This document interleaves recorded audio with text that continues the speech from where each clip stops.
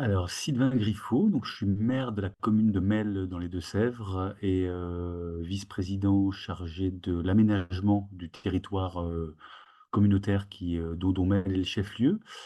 Euh, Ça, c'est mes responsabilités actuelles. Et donc, moi, je viens, on va dire, de la culture et de l'éducation populaire avec un parcours, une formation scientifique au départ, un prolongement dans les sciences par la création d'une association d'éducation populaire qui a œuvré dans la diffusion de la culture scientifique et technique pendant un bon moment, dont j'ai été salarié puis président, puis un petit peu de sciences socioculturelles, puis j'ai bifurqué vers la reprise un café-concert, un café culturel dans la commune de Melle. Euh, et donc, progressivement, cet attelage à trois pour reprendre ce café, je me suis consacré plutôt à la partie culturelle, ce qui m'a emmené un petit peu avant d'être élu à passer 3-4 années d'intermittent du spectacle autour de direction artistique, de direction technique et de création de lumière. Voilà, donc acteur, on va dire, associatif et de l'éducation populaire et de la culture de la commune depuis longtemps. Et puis, je suis aussi un enfant de ce territoire. Je suis né là, je suis parti faire mes études et puis j'ai voulu y revenir parce que j'avais besoin d'un terreau fertile qui l'était et puis de composter avec lui. Voilà. Donc je suis en mode compostage avec le territoire et toutes les personnes qui veulent bien composter avec nous.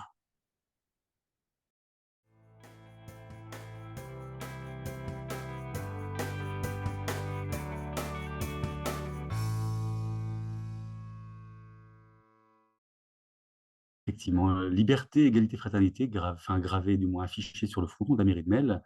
Où est-ce que nous en sommes? Peut-être que dans mon parcours, moi, un petit peu un parcours de résistance. Alors c'est vrai que politiquement, je pense que je suis pas tout à fait situable parce que je n'ai de carte nulle part. Je me définis en général un petit peu comme libertaire. Et je commence par là parce que liberté, c'est à la racine de libertaire, mais c'est aussi à la racine de libéral.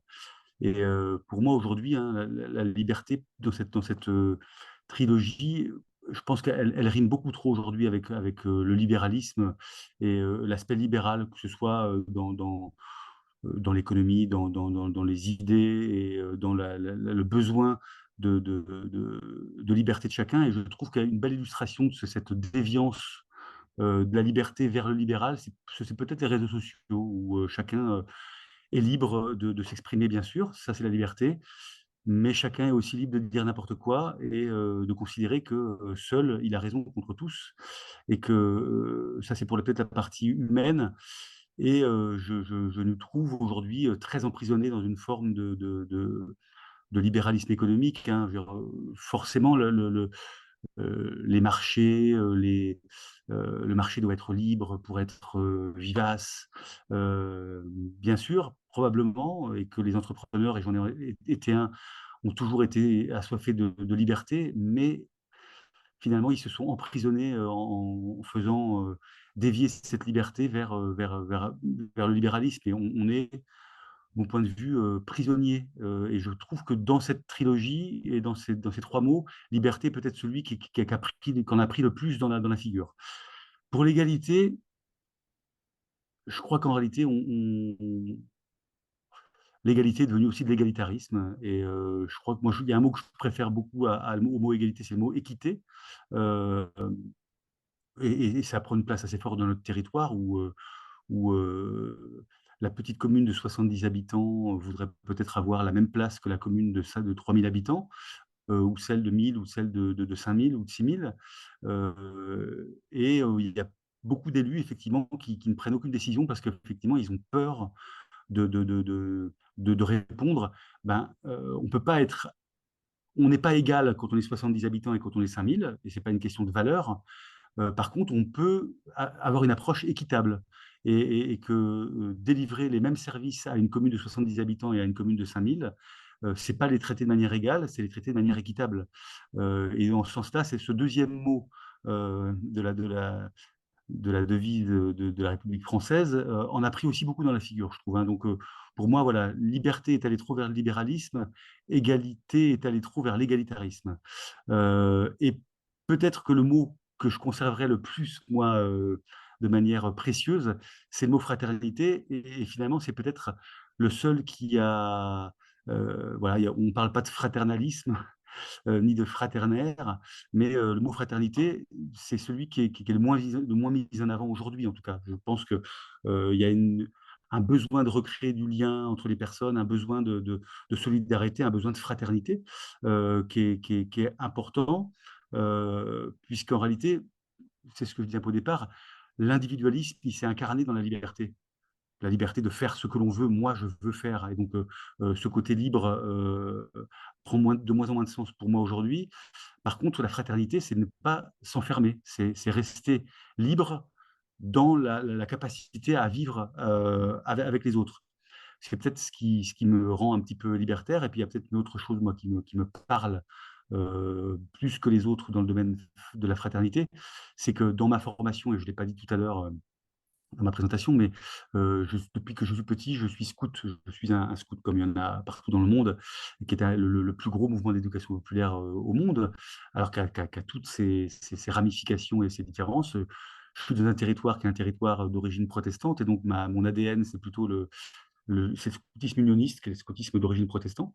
Mais il m'est arrivé de croiser dans le train, par exemple, en bossant, moi, à quelqu'un en face de moi, où finalement j'ai reconnu un scout qui n'était pas forcément de mon mouvement, mais en fait, dans le scoutisme, il y a cette forme de fraternité. On est scout et on se reconnaît. Et entre deux scouts, il y a quelque chose qui parle comme entre deux frères, hein, en quelque sorte. Et alors, certains diront, attention, liberté, égalité, sororité. Je vais parler de fraternité parce que je suis un, pas tout à fait aguerri aux problématiques de savoir fraternité, sororité, quel est le mot qu'il faut dire le plus, ou quel est le mot qu'il faut placer, ou quel est le mot qu'il faut remplacer. En tout cas, bon, pour moi, fraternité, ça me parle beaucoup. Et voilà, c'est peut-être celui qui devrait être resté, et que tant qu'on n'aura pas la fraternité, on ne saura pas vivre bien la liberté et vivre bien l'égalité, je pense, dans le sens de puisque les deux premiers ont été dévoyés par l'absence du troisième. Voilà ce que je pouvais dire sur cette trilogie bien française, mais dont on s'est un peu trop éloigné au fil des gouvernances un petit peu réactionnaires, de mon point de vue.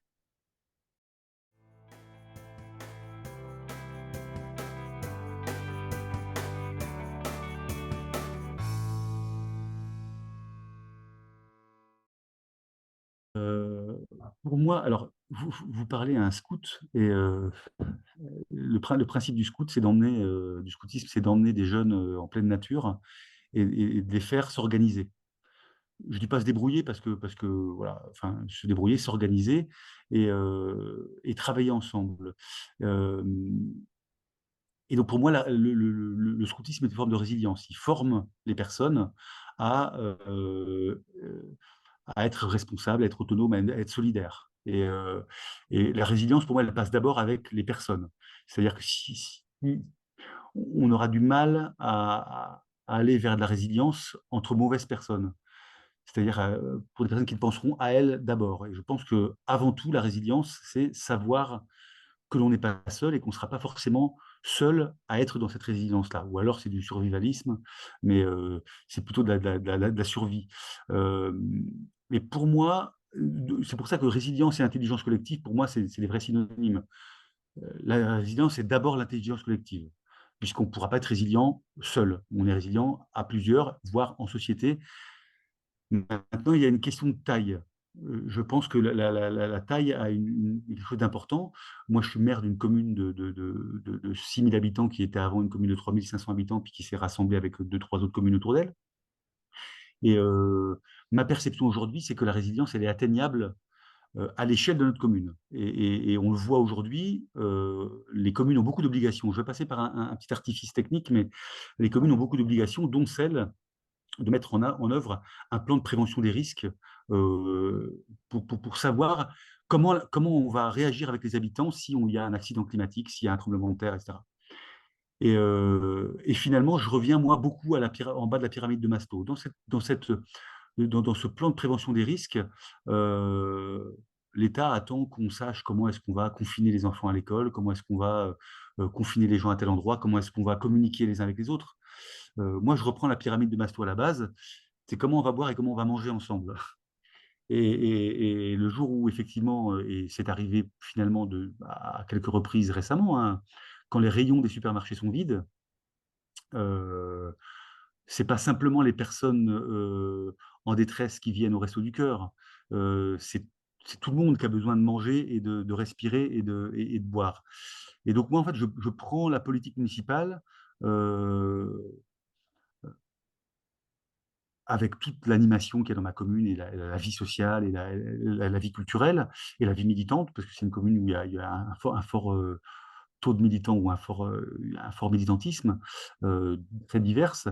Mais en tout cas, je rêve que la commune s'organise pour être capable de donner à manger et à boire à chacune des personnes de la commune le jour où.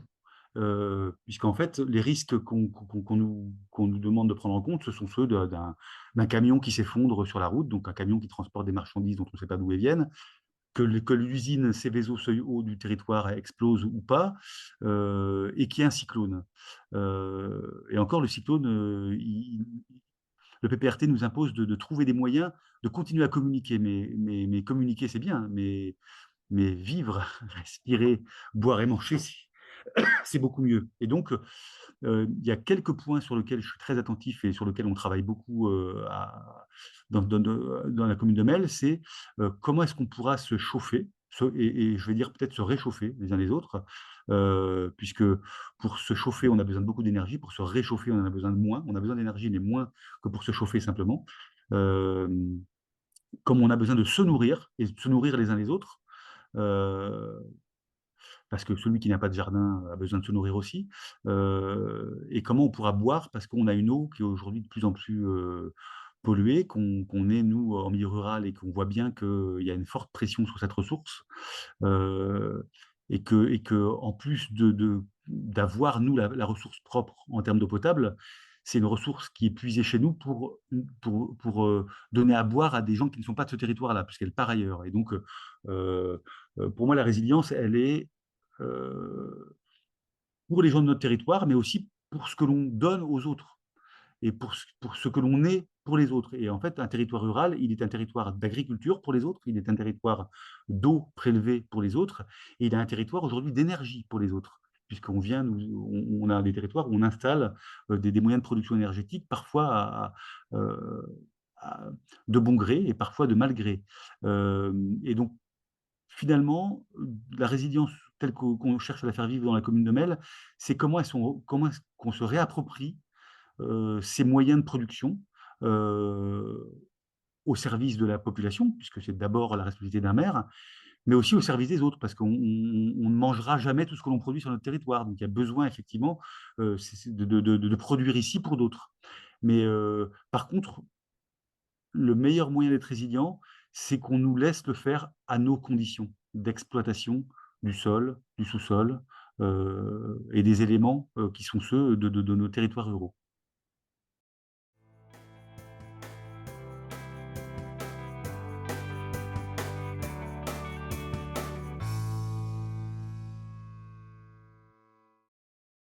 Moi, je suis issu d'une liste que certains appellent citoyenne. Donc, c'était une liste qui portait un projet social, écologique et citoyen.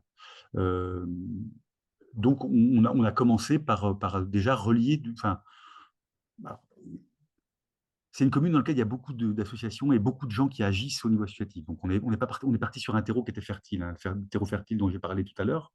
Euh, mais on a senti qu'il y avait quand même un besoin de renforcer une approche citoyenne des choses.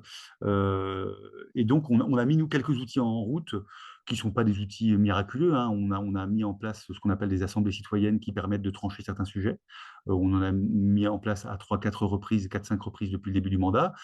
On va beaucoup au contact des citoyens à travers des rencontres élus habitants. On en a fait une vingtaine depuis le début du mandat où on installe un Tivoli quelque part dans un quartier et on attend le chaland. On invite les gens à venir discuter.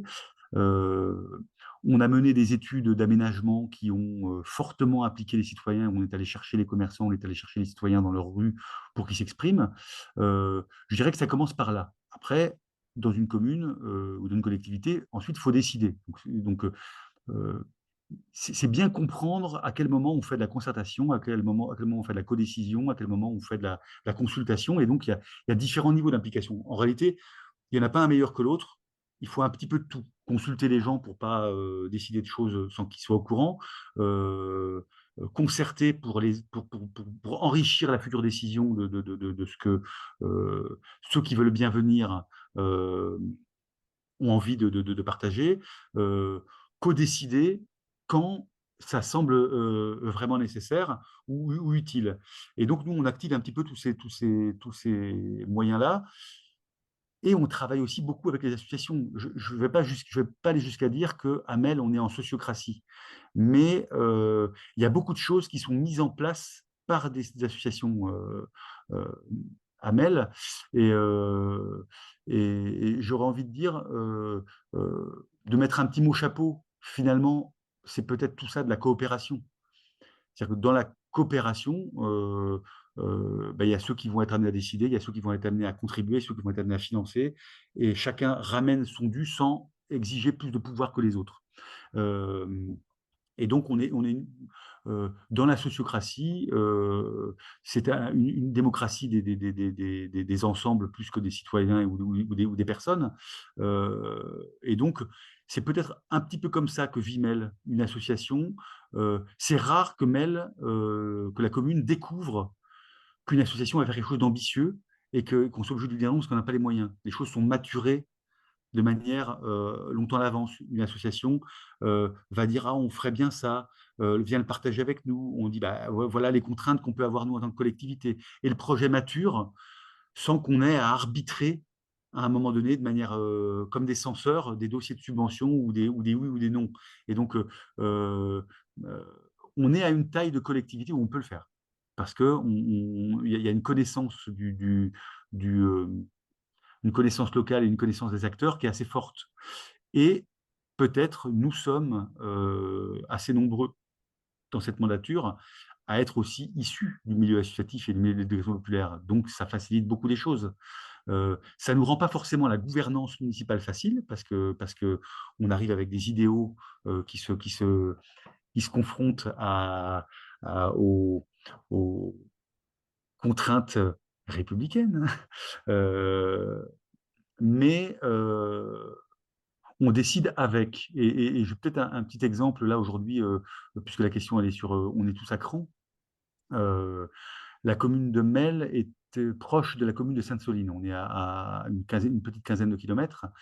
Et au moment de ce qu'on a appelé Sainte-Soline 2, il y a eu la fameuse manifestation qui a dégénéré et qui a fait couler tant d'encre et tant de pixels enflammés. Euh, Pendant la veille et le lendemain, et le samedi de cette manifestation, en fait, Mel avait accepté de recevoir un forum de l'eau porté par les mêmes organisations. Euh, et on a reçu à Mel entre 10 et 15 000 personnes pendant 3 jours avec des délégations internationales, des films, des débats, des concerts. Euh, euh, et pendant toute cette semaine, et c'était un grand rassemblement. Et un grand rassemblement, comme chacun le sait, ça se déclare en préfecture et au-delà de 5 000 personnes, la réunion de sécurité est mise en œuvre par la préfecture, sachant qu'à la fin, c'est le maire qui décide. Et, euh, et vous allez voir pourquoi je prends cet artifice, parce que ça vient aussi sur l'incapacité à discuter. Moi, peut-être parce que c'est mon profil et parce que j'en connais, mais je discute très facilement avec les soulèvements de la Terre, avec Bassine Monmercy, avec la Confédération paysanne, avec De Sèvres Nature Environnement, avec le groupe ornithologique, parce que je suis identifié peut-être comme quelqu'un qui serait proche de ces idées-là, ou moins de ces manières de faire. Mais comme maire, je discute aussi très facilement avec la préfecture. Si j'ai besoin de parler à la préfecture, je prends mon téléphone, j'appelle et on m'écoute. On n'est peut-être pas d'accord avec moi, mais on m'écoute. Et, euh, et pendant 3 jours, on a accueilli 10 à 15 000 personnes à Mel de manière complètement sereine. Mais personne n'en a parlé. on a parlé de Sainte-Soline et de Sainte-Soline et de Sainte-Soline et de Sainte-Soline, parce qu'il y a des camions qui brûlaient et on a vu des heures et des heures d'images s'étendre avec les mêmes camions qui brûlaient, comme si les camions avaient brûlé pendant 3 jours. Or, ils ont brûlé pendant une après-midi. Et ce qu'on a mis en œuvre à Mel, euh, avec l'autorisation, enfin avec non pas le soutien, mais en tout cas, la préfecture ne nous a pas empêché de mettre en œuvre ce rassemblement. Il y avait la manif était interdite à Sainte-Soline, mais le rassemblement qui a lieu à Mel, qui a été déclaré, porté par les organisateurs, a été mis en œuvre sans interdiction. Et ça a été 2 mois, 3 mois de travail, de dialogue, pour faire en sorte que, je pense qu'à la fin, la préfecture aurait aimé que je refuse, ayant peur. Et tout a été fait pour que je pense, on ait peur, hein, du mardi où s'est déroulée cette réunion de sécurité. Le mardi après-midi, il y avait 200 gendarmes dans la commune qui ont contrôlé la population pendant 5 jours non-stop, 3, 4 fois par jour. Vous traversiez Mel, qui est une petite commune, vous pouviez être contrôlé 3 fois. Donc, à partir du moment où le maire de Mel a dit, moi, je suis prêt à accueillir ce rassemblement, parce que avec les organisateurs, on a travaillé sur les conditions d'accueil, et ça va se passer comme ça, comme ça, comme ça, et j'ai confiance. Je vois qu'il y a une obligation de moyens qui est mise en œuvre par les organisateurs pour faire en sorte que les personnes soient en sécurité, qu'il y ait une salubrité, parce que vous savez, hein, les maires, c'est tranquillité, salubrité, sécurité. C'est le régalien du maire et son quotidien. À partir du moment où j'ai considéré que tranquillité, salubrité, sécurité, les conditions étaient remplies et que les moyens étaient là pour que ça se passe bien, je ne vois pas dans quelle mesure j'aurais pu l'interdire. Même si, effectivement, j'ai une appétence pour ce dialogue-là. Mais j'ai davantage d'appétence pour le dialogue que ça permet que pour le sujet, même si j'ai un avis idéologique sur le sujet traité. Moi, ma passion, c'est de faire en sorte que demain, on n'ait pas que des personnes convaincues qui viennent sur ces rassemblements, que ça rassemble beaucoup plus largement et que de ce dialogue, on aboutisse à une décision. Et je suis persuadé que euh, les décisions seraient probablement différentes si c'est cet ensemble de personnes qui décidaient. Mais voilà, l'État en a décidé autrement. Il a puni la commune de Mel qui a décidé de recevoir le rassemblement en mettant des barrages filtrants pendant 5 jours dans la commune, au point que des commerçants ont fermé, que des banques ont placardé leur, leur vitrines et ont fermé les dépôts, les distributeurs de billets à partir de jeudi soir. Et au final, il ne s'est rien passé, à part ce qui devait se passer, la fête, les conférences, le cinéma et les rencontres. Donc, discuter avec quelqu'un qui vous oppose la force, c'est difficile. Après, j'admets aussi qu'à Sainte-Soline, il faut être deux pour se battre et qu'il y avait deux entités euh, qui avaient le souhait d'en découdre et ce qui s'est produit. Par contre, on a vécu tout autre chose à Mel, l'inverse. Et, euh, et je crois que on a eu pendant ces 3 jours des permanences de conseillers municipaux 24 sur 24 par tranche de 6 heures et, euh, et des conseillers municipaux qui n'avaient pas forcément d'avis là-dessus ou qui n'étaient pas forcément convaincus sont venus prendre leur permanence parce qu'ils ont considéré qu'à partir du moment où on avait décidé démocratiquement qu'on allait enfin, autoriser ce rassemblement, et en réalité, ils ont découvert des gens dont ils avaient dont ils étaient loin de penser qu'ils pourraient être aussi constructifs, y compris dans la manière de s'installer au cœur de la commune. On ne leur a pas laissé un champ à l'extérieur. Moi, je leur avais dit, si vous voulez un champ à l'extérieur de la commune, ça ne m'intéresse pas. Moi, ce qui m'intéresse, c'est que vous soyez au cœur de la commune, sur la place centrale. Ce qui s'est déroulé et ce qui s'est passé très, très, très, très bien, avec les mêmes personnes que celles qui étaient à Sainte-Soline.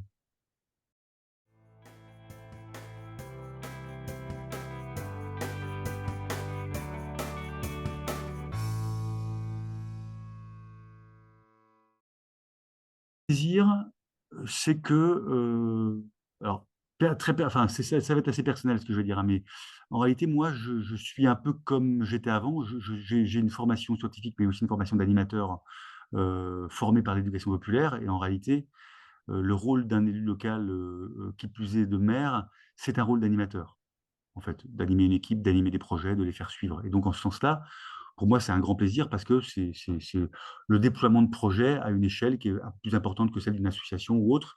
Et que par conséquent, quand les gens vous, entre guillemets, adoubent parce qu'ils choisissent d'aller vers vous par une élection et qui savent qui vous êtes, euh, ben, ça veut dire qu'ils ont envie que votre équipe et que l'équipe déploie les projets et qu'elle ne nie pas à ce groupe-là d'être ce qu'il est puisqu'elle le connaît. Donc être choisi sur la base de ce que l'on est, de ce qu'on représente dans une commune avant d'être élu, ça valide quand même des choses dans ce qu'on va pouvoir faire derrière et donc ça donne une voilà, ça c'est plutôt la partie plaisir. Euh, et puis de construire des projets, même si certains projets, on aimerait ne pas avoir à les construire.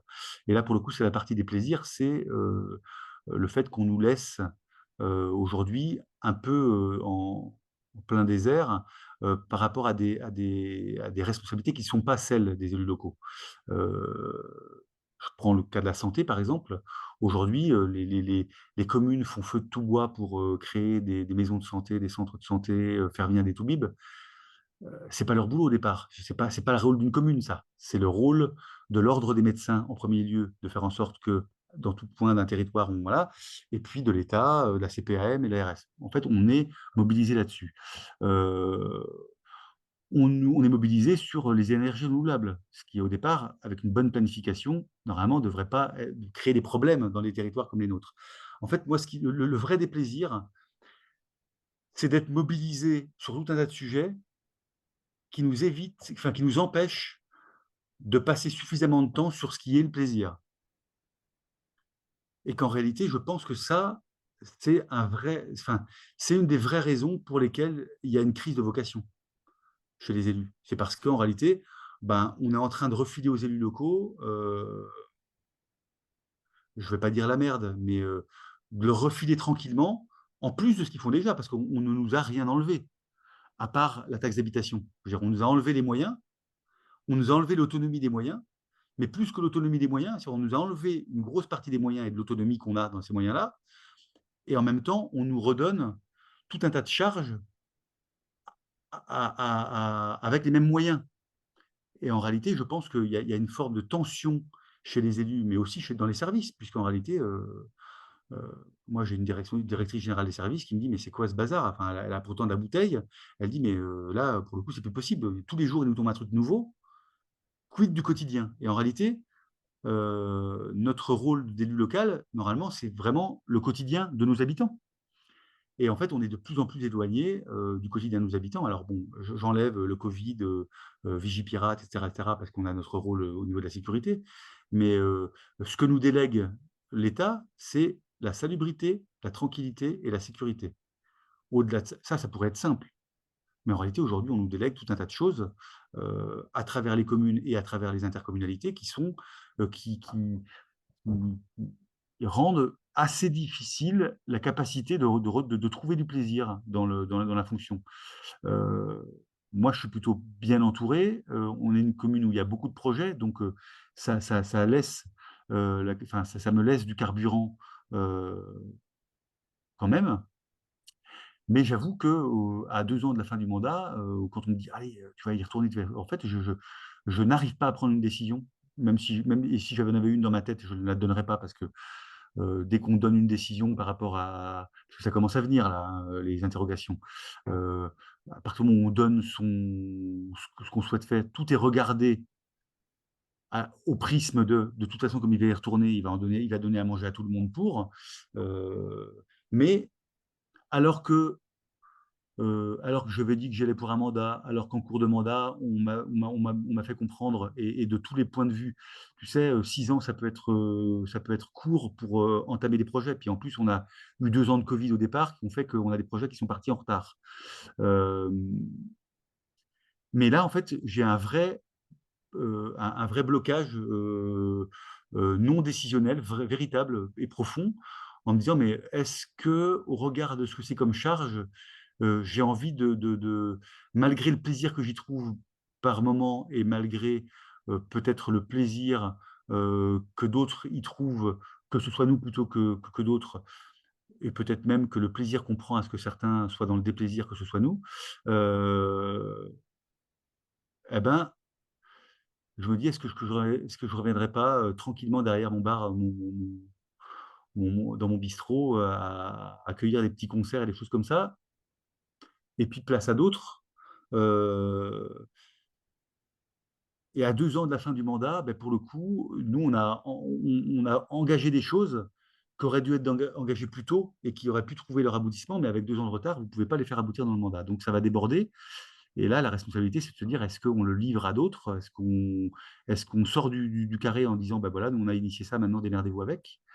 Donc il y a une forme de responsabilité. Et puis après, dans la durée du mandat, moi, étant un gauchiste patenté libertaire, forcément, on m'interroge. Oui, tu comprends le pouvoir chez les libertaires. Je sais pas, est-ce qu'un libertaire peut être maire? Alors, moi, je dis souvent, attention, je suis libertaire, pas anarchiste.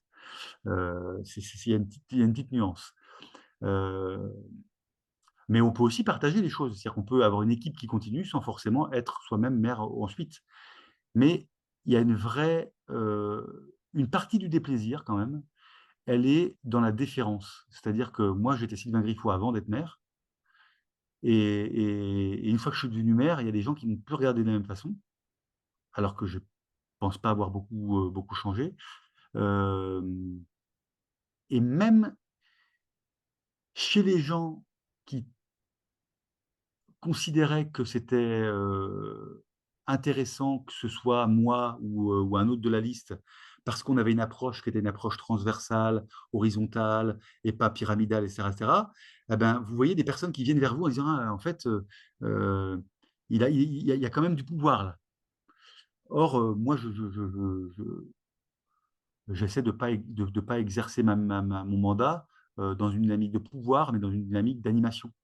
Et, et, et le déplaisir, c'est parfois d'être remis à sa place, euh, à sa place de monarque, du fameux monarque républicain euh, français. Hein. Le maire, c'est le président de la République de la commune. C'est un peu connu. Et ça, on s'en sort mal en France quand même là-dessus. Hein.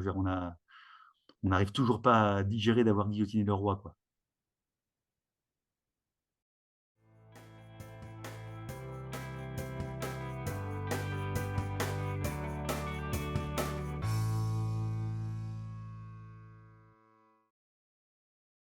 Une des clés, c'est l'éducation populaire. C'est en fait, je parlais de 3 piliers tout à l'heure. Hein, l'éco-anxiété, elle vient du fait, elle est légitime, mais elle vient aussi peut-être d'un manque. Alors, j'aime pas dire un manque de formation, un manque d'éducation, mais ça veut dire qu'en réalité, la résilience dont on a parlé au départ, ça fait partie de l'éducation aujourd'hui.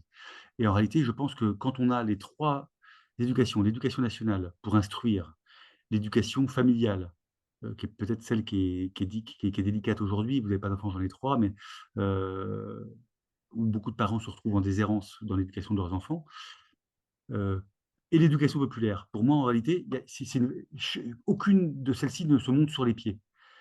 Elles sont complémentaires. Et je pense il y a un vrai manque d'éducation populaire. Et ce qui est paradoxal, c'est que c'est peut-être depuis 81. Alors, je m'explique, hein, mais vous savez, tout à l'heure, j'ai parlé de pouvoir et de contre-pouvoir. Je reviendrai aux jeunes, hein, mais je suis peut-être un peu long, j'espère que je ne suis pas trop long, mais euh, euh, moi, je me suis posé une vraie question. Je viens du milieu associatif dans ma commune et j'étais très fortement impliqué dans des associations importantes, etc., etc. Et on est venu dans la liste que j'ai portée à plusieurs. Et je me suis dit, mais en fait, quand je vais être élu, il sera où le contre-pouvoir? J'étais le contre-pouvoir, pas le pouvoir contre, pas des gens contre le pouvoir. Mais un contre-pouvoir, c'est pas quelqu'un qui est forcément contre le pouvoir en place. C'est quelqu'un qui exerce de la démocratie dans un autre cadre que celui du pouvoir démocratique, etc. Et je me suis dit, mais en fait, il ne faut pas que j'ai le syndrome 81. Et parce que pour moi, le syndrome 81, c'est quand la gauche avait tellement été privée de pouvoir pendant des années, que quand Mitterrand est arrivé au pouvoir, il a aspiré vers le pouvoir des gens des ONG, des gens des associations, des grosses structures, enfin du milieu culturel, du milieu associatif, du milieu de la solidarité, etc. Ils sont venus vers le pouvoir, enfin, sont venus, ont pris le pouvoir, en quelque sorte. Hein. Jacques Lang, il a fait prendre le pouvoir à la culture, etc. Et en réalité, ben, il y a pas eu une attention suffisante à ce qu'il y ait un vrai contre-pouvoir qui continue à vivre. Genre, la culture s'est institutionnalisée, l'éducation populaire s'est institutionnalisée, beaucoup de choses se sont institutionnalisées, là où avant elles étaient soutenues par l'État. Et en réalité, les MJC n'ont jamais été aussi puissantes que sous la gauche, que sous la droite.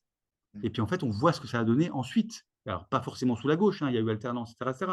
Mais, mais les associations d'éducation populaire sont devenues dépendantes des fonds publics.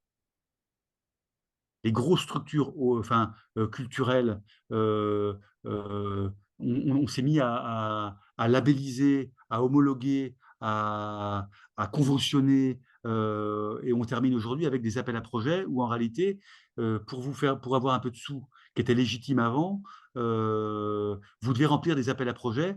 Et les appels à projets, en général, c'est qu'on vous demande, avec les moyens qu'on va vous donner, vous, de mener le projet de celui qui monte appel à projet. En ce sens-là, pour moi, l'éducation populaire pour la jeunesse, c'est la solution. Et elle est tellement diverse, en partant des foyers ruraux, en passant par le scoutisme, ça c'est mon ADN à moi. Et aujourd'hui, je trouve que peut-être que l'éducation populaire, elle se révèle dans des mouvements plus indépendants, comme les soulèvements de la Terre, comme tout un tas de mouvements liés à l'éco-anxiété, des gens qui s'engagent au travers de mouvements comme, alors je parlais soulèvement de la Terre parce que j'en connais pas forcément beaucoup d'autres qui nous touchent plus ici, hein, mais j'ai été désigné par l'Association des maires de France comme représentant des maires de France au FONJEP, le fonds jeunesse et éducation populaire. Vous savez, le fonds qui donne les moyens, enfin qui distribue les subventions aux associations d'éduc pop. Et il y a eu les 60 ans il n'y a pas longtemps. Alors, j'ai pas été trop entendu, mais je suis jeune et frais dans l'affaire. Et au moment de dire qui est-ce qu'on va inviter pour les 60 ans de l'EducPop, enfin du fond GEP, et moi je l'ai dit à un moment donné, mais je pense qu'on pourrait inviter des activistes, enfin des Greta Thunberg, alors, enfin, je donne ce nom-là, mais des Cyril Dion. Pour moi, Cyril Dion a fait beaucoup pour l'éducation populaire. À travers le film, mais par ailleurs, c'est en fait, c'est pas quelqu'un c'est quelqu'un qui, qui, qui fait vivre des projets, et il fait pas vivre des projets contre, il fait vivre des projets pour. Et donc, pour terminer, je pense que l'éducation populaire, elle permet à des gens de, de, de, de, de s'investir positivement plutôt que négativement. Et moi, je n'investis que très peu d'énergie contre d'autres. J'investis de l'énergie pour un projet de résilience, pour un projet de résistance, pour un projet de, etc., etc. Et je suis toujours assez dépité de voir le temps et l'énergie qui sont passés par certains contre d'autres. Et pour moi, le message aux jeunes, c'est aujourd'hui, je pense que pour être pour, si vous voulez être certain demain d'être, de passer de l'énergie et de consacrer votre énergie et votre engagement pour quelque chose, aller vers l'éducation populaire, mais aussi aller vers la politique. Je veux dire, enfin, il y a une crise des vocations, ben, peut-être parce que l'appareil démocratique des communes, l'appareil démocratique de l'État, ben, il est entre les mains des mêmes personnes depuis trop longtemps, depuis très, très, très, très longtemps. Et vous voyez, en fait, vous parliez de l'association des maires tout à l'heure. Peut-être que je digresse, hein, vous me dites si je digresse et que ça ne vous intéresse pas, mais euh, vous avez interrogé l'association des maires. Les associations des maires, c'est quelque chose de très particulier. On élit un président, voilà, il y a des gens.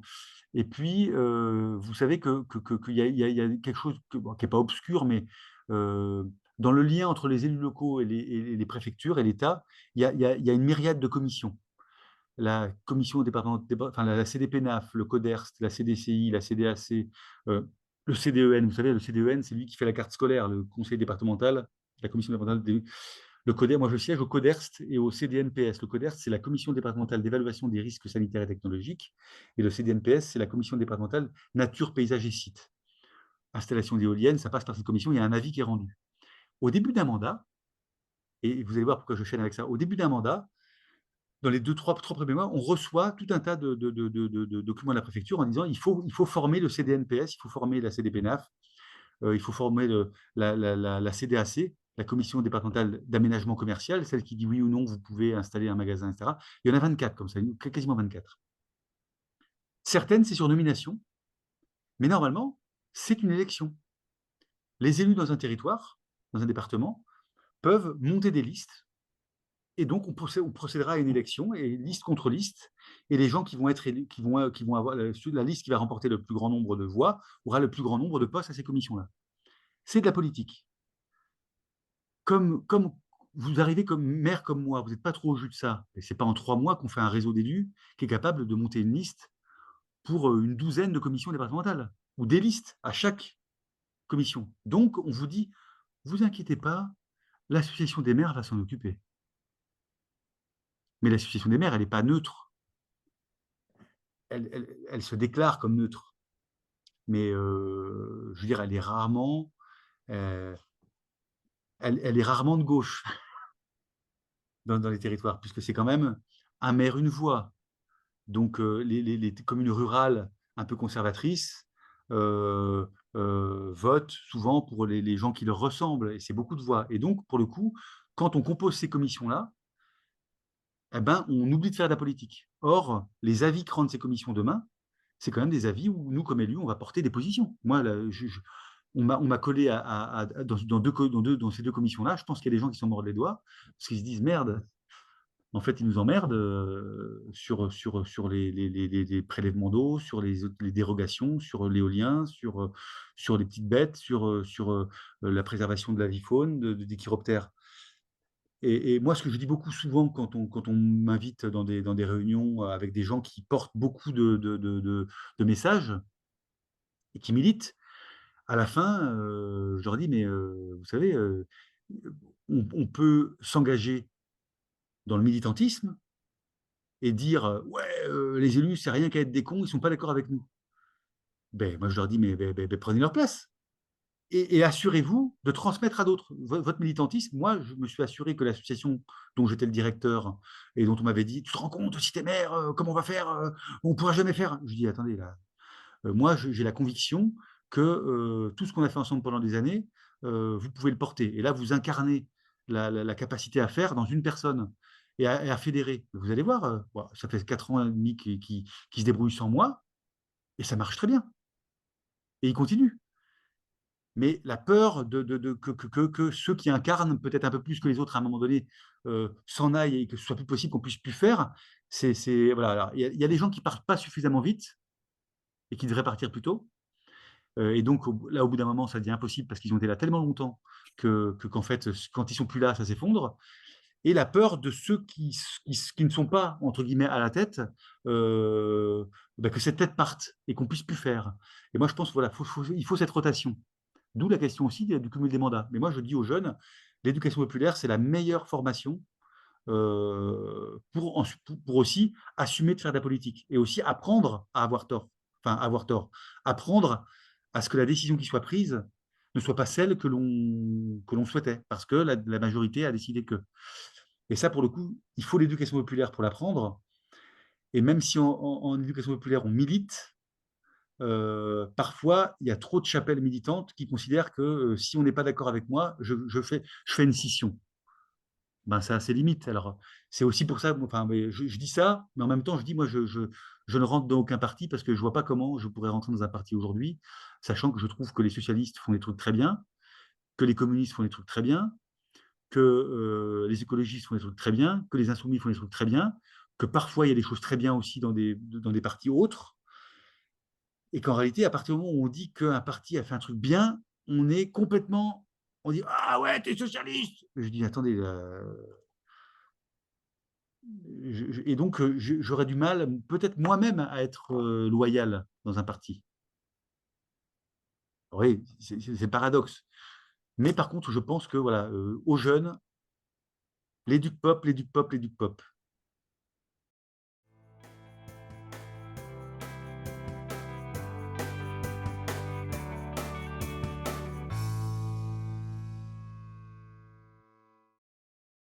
Euh, En livre, je suis pas un grand lecteur.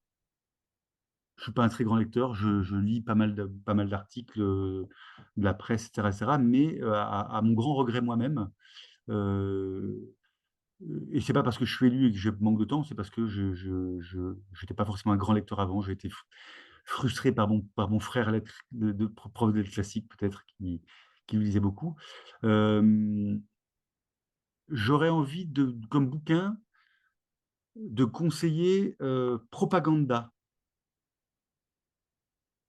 Je ne sais pas si ça vous dit quelque chose. Propaganda, c'est un livre de Edward Bernays, euh, qui explique comment le capitalisme a gagné grâce à la propagande, on va dire. Je le résume très, très.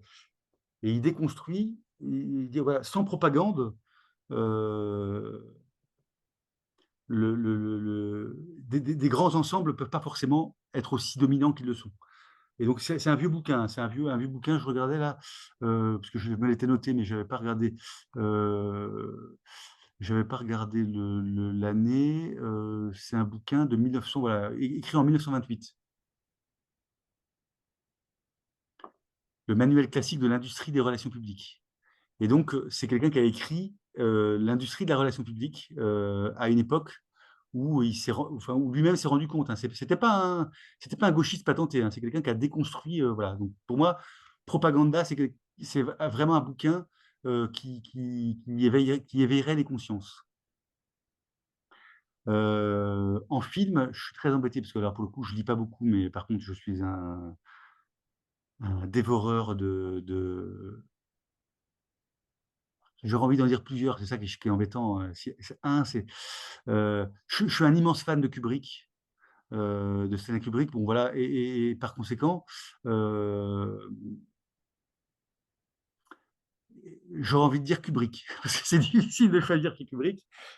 Sachant que le film enfin, mon film préféré chez Kubrick en termes visuels n'est pas forcément celui que je préfère. Voilà. J'aurais envie de dire Barry Lyndon parce que c'est le summum de l'image du film. C'est un film qui est pris en image sans lumière artificielle. Il n'y a que de la lumière naturelle dans Barry Lyndon. Il y a une musique de fou. Euh, et c'est beau. Et pourtant, c'est pas le scénario. Voilà. Mais après, Les Sentiers de la Gloire, forcément, parce que ça dit peut-être de moi. Hein, et un deuxième, La Belle Verte de Colline Serrault. Il faut que vous y alliez voir. La Belle Verte de Colline Serrault. Oui, Colline Serrault, hein, la crise, tout ça, enfin, c'est quelqu'un qui a fait des films assez politiques. La Belle Verte, c'est un de ses films pour moi les plus parlants. Ça va pas vous surprendre si vous le regardez que je vous dis ce film-là. Et ensuite, je me permets un troisième qui est ni un film ni un livre, qui est une série. Parce que pour le coup, pour moi, en fait, je pense que j'aurais pu me mettre à lire plus par manque de cette culture-là. Et en fait, les séries sont arrivées à un moment où il y a des très bonnes séries qui, en fait, sont un peu pour moi, c'est comme un roman dont on dirait un chapitre tous les soirs. Et peut-être que la plus belle série, enfin, la série, moi, que je conseille tout le temps, c'est, alors, le nom français, c'est Sur écoute, c'est The Wire. The Wire, qui est une série qui a été faite par David Simmons. Euh, et David Simmons, c'est un journaliste. Et en réalité, il avait fait une petite série qui était issue d'un roman qui s'appelait The Corner. The Corner, c'était les, les surveillants, ceux qui surveillent au coin des rues pour que les dealers puissent dealer tranquillement. De cette mini-série quelques épisodes qui s'appelle The Corner, il a déployé toute une étude sociologique de Baltimore. euh,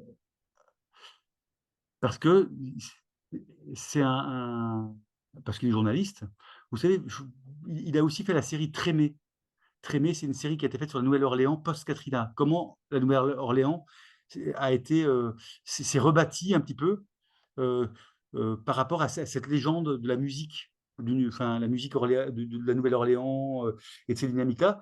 Et en fait, Baltimore, alors, c'est pas tant Baltimore qui m'a intéressé moi dans The Wire que les États-Unis ou autres. C'est qu'en fait, c'est la première série que je voyais avec des vrais épisodes d'une heure, pas de 52 minutes, une bande son extraordinaire. Et en fait, comme beaucoup de films, ça part sur le trafic de drogue, la course, hein, gendarme-voleur, et ça pose le décor de Baltimore à travers le trafic de drogue et comment les gendarmes et les voleurs se courent après. Et après, il y a 5 saisons. Et à partir de cette base-là, il passe une saison à étudier, à regarder l'école, à décortiquer le système éducatif à Baltimore. Une saison, le système portuaire, donc un peu le système économique portuaire de Baltimore.